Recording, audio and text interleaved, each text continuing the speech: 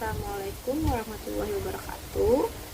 Nama saya Nurul Aurelia, dan di video ini aku akan menjelaskan tentang fonetik dan fonologi. Pertama, ada fonetik. Fonetik adalah cabang linguistik yang mempelajari bunyi bahasa, dan fonetik terbagi menjadi 3 bagian. Yang pertama, ada fonetik artikulatori.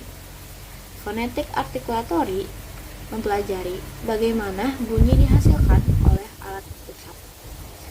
Proses produksi bunyi dimulai dari udara yang keluar dari paru-paru, melewati pita suara, lalu dibentuk oleh alat ucap seperti bibir, lidah, dan langit-langit.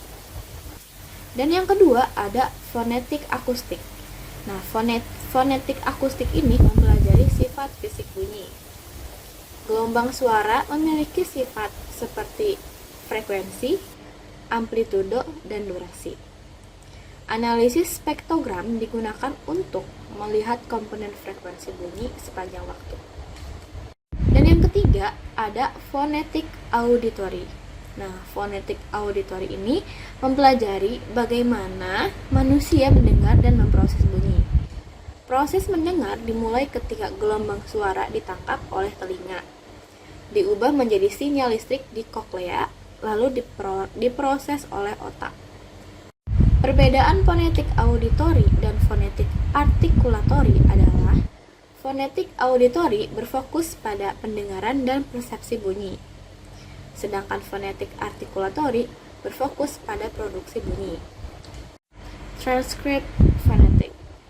International Phonetic Alphabet adalah sistem notasi untuk mempresentasikan semua bunyi bahasa secara akurat. Keunggulan International Phonetic Alphabet or IPA adalah akurat, bersifat universal, dan memudahkan pembelajaran pengucapan. Terdapat 2 jenis transkripsi. Yang pertama ada transkripsi fonemik dan transkripsi fonetik. Apa sih transkripsi fonemik? Nah, transkripsi fonemik ini menunjukkan bunyi dasar yang membedakan makna, dan transkripsi fonetik menunjukkan detail pengucapan yang sebenarnya. Contohnya, ada kata cat, ditranskripsikan menjadi cat secara fonemik, dan cat secara fonetik. Yang ketiga ada fonetik dan fonologi.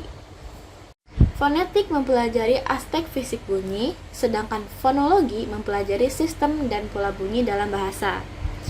Sebagai contoh, bunyi p dan b pada kata pat dan bat dapat membedakan makna, sehingga termasuk kajian fonologi.